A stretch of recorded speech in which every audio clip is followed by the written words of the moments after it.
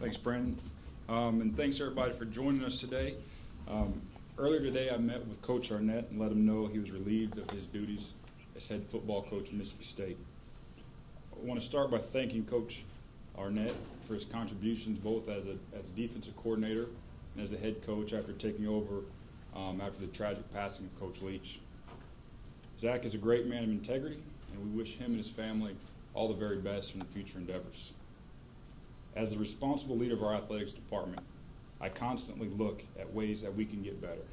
Part of that is looking at the health of our programs, and when necessary, it's my responsibility to correct areas where we are falling short. It has become clear that we need a shift in leadership, so therefore we must act. Shortly after meeting with Coach Arnett, I met with senior analyst Greg Knox and asked him to serve as our interim head coach for the remainder of this season. Coach Knox is a true professional and instantly accepted the role. Coach Knox has experience in this role both here at Mississippi State and also at Florida. After meeting with Coach Knox, I met with the rest of the coaching staff and shared with them our plan and confirmed with each of them their professional obligations and duties to continue to pour into our young men. All of our existing assistant coaches will remain in their roles for the duration of the season and have been asked to give their all to Mississippi State and align with Coach Knox. Our football student athletes were called to a team meeting after I met with the coaches this morning. We will meet again this afternoon.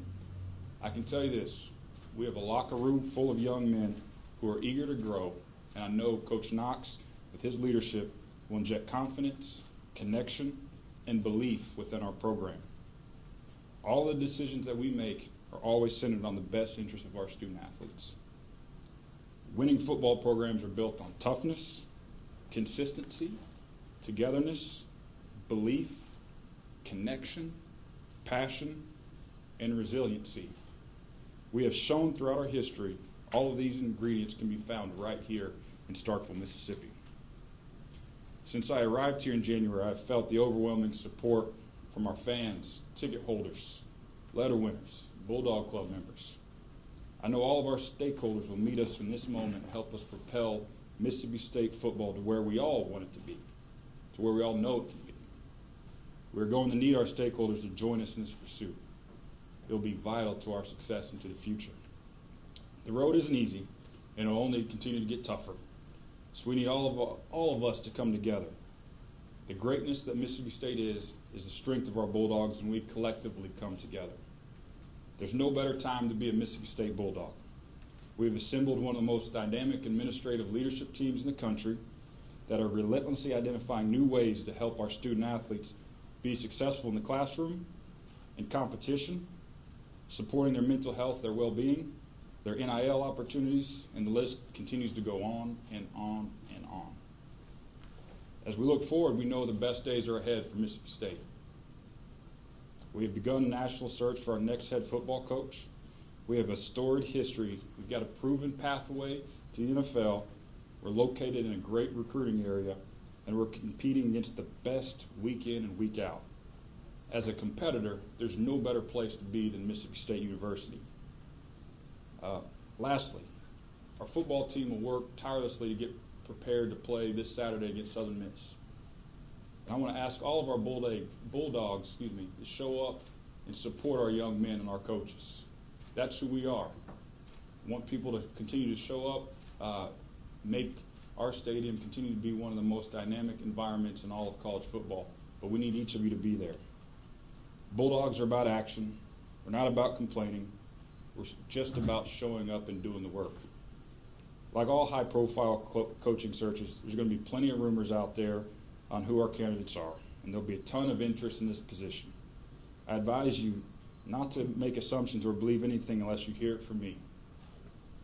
During this process, we'll be thorough, we'll be diligent, and we'll be efficient. The next time I speak publicly on this will be when we introduce our next head football coach. With that, Brendan, take a couple questions.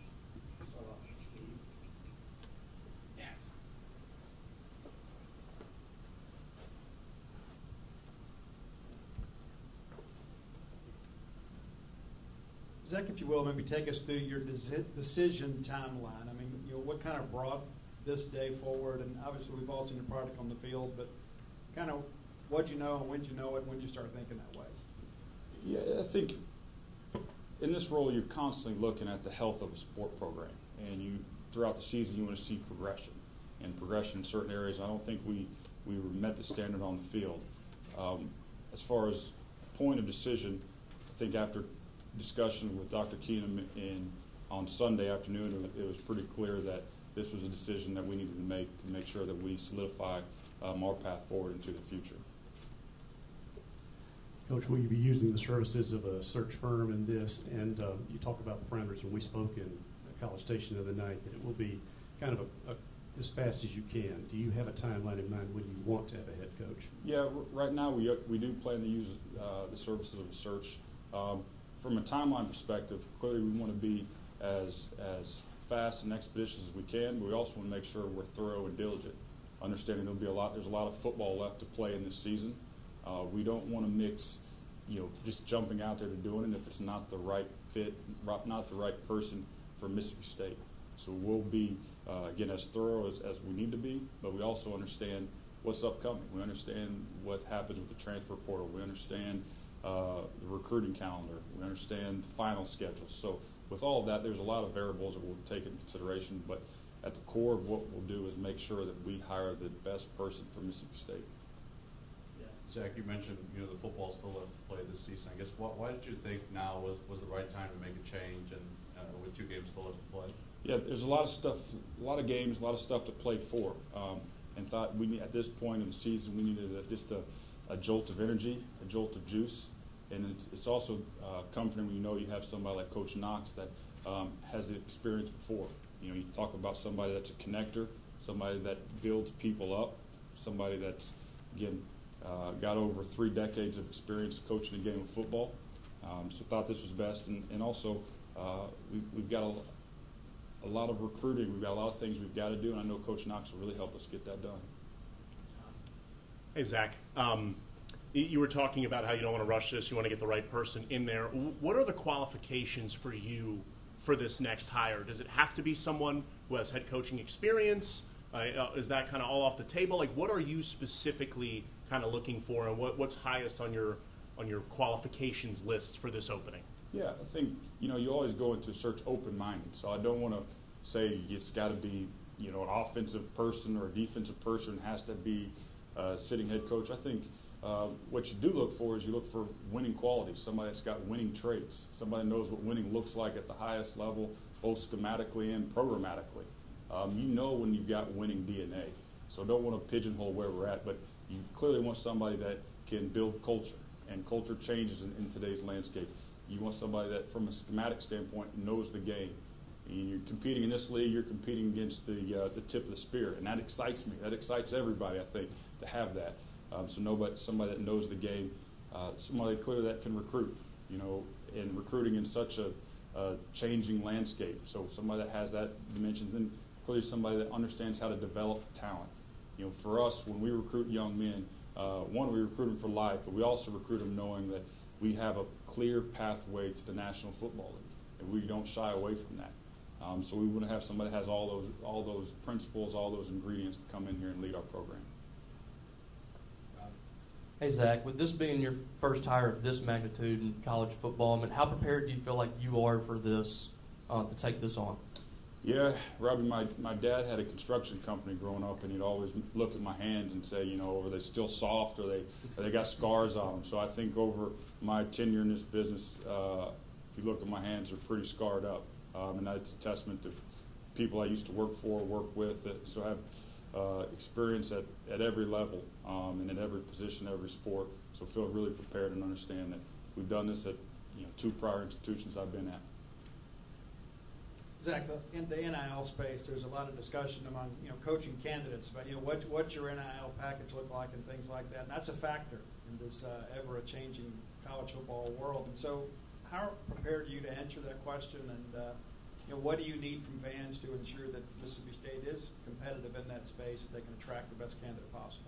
Yeah, over the last handful of months that we've been here, that's been a key priority for us, and we put a lot of energy and thought into the Bulldog Initiative, or working with Charlie Winfield and his efforts. I think for our fans, we need everybody to join the Bulldog Initiative. We need to support. That will be a subject of conversation. And I feel we've made a lot of progress there, but we continue to need people to join, continue to have people support.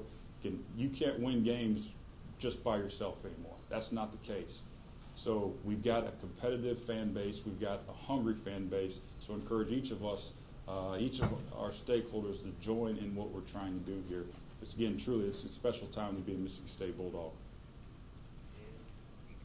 Zach, I know probably when you had to approach Coach Arnett with the news, it was a difficult conversation, but just can you share anything about the reaction or anything that was said? Yeah, I want to keep our conversation private, but from the moment I stepped on campus, I can say Coach Arnett's been nothing but a true professional. He's a great leader. He's a great man of integrity, and nothing is out of characteristic of Coach Arnett. You know, Coach Arnett's got a huge, bright future ahead of him. Again, wish him nothing but the best. You mentioned meeting with the players this morning, later this afternoon. I guess just what's kind of the message you have for them, and how do you kind of expect them to respond, these last 2 games to the news? Yeah, I think first and foremost, always go at it with their young men. And I understand change is hard. I've been a part of a lot of locker rooms before over my lifetime. Anytime there's sudden change, it's difficult. And that factored in, there's been sudden change compounded from Coach Leach's passing. So today, I want to make sure it's all about how much we care and love each other. And when we say that, we mean it. And I think that's something special about Mississippi State. So how can we help you get through this time? And secondly, it's, okay, as we go through that, now we got to get ready to start playing some football games.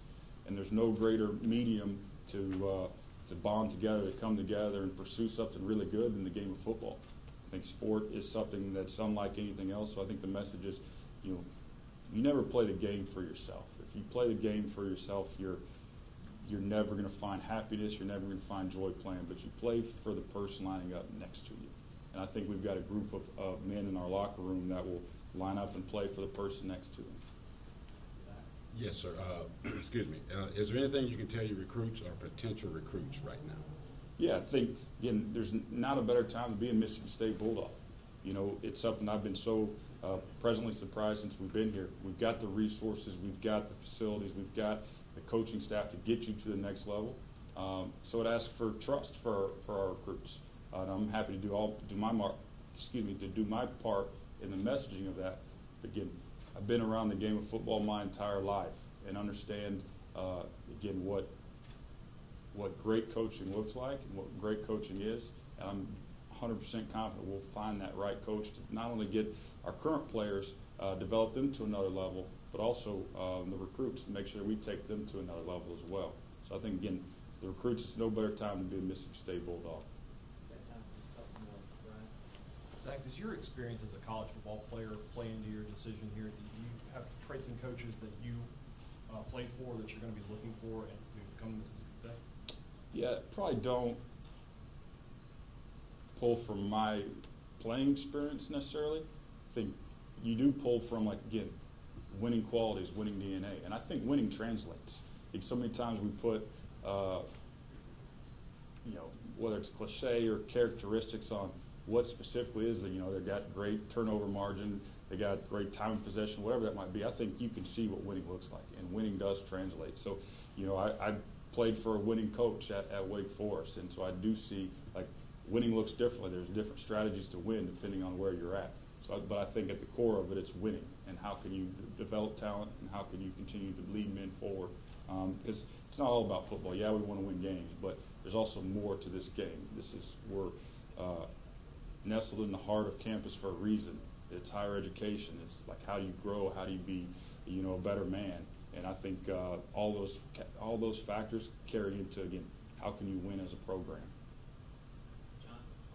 Zach, you kind of talked about the timeline a little bit earlier, but in terms of, finding that right person, like, do you have, like, a certain amount of candidates now and then kind of narrow it down over the next couple? Like, what do the next couple weeks kind of look like for you in terms of candidates that you have in your mind, and when it comes to meeting with them and that? Is there any kind of insight you can share with us on that process? Yeah, probably don't want to get into number of candidates. Just say this: I've been a student of this game for a long time. I've got a deep network in not only college football, football at every level, and I think that's just a blessing to grow up in, in a football family. So I don't want to get time on, but again, over my career, growing up, being so heavily involved in the game, got a list of candidates, and look forward to having conversations when those time comes, and then make sure we'll whittle it down from there. And then, clearly, I also want to give a big testament or shout out to Dr. Keenum has been huge in this process as well, and we'll make sure that we get aligned with our campus leadership as well. All right, thank you guys. Hail State.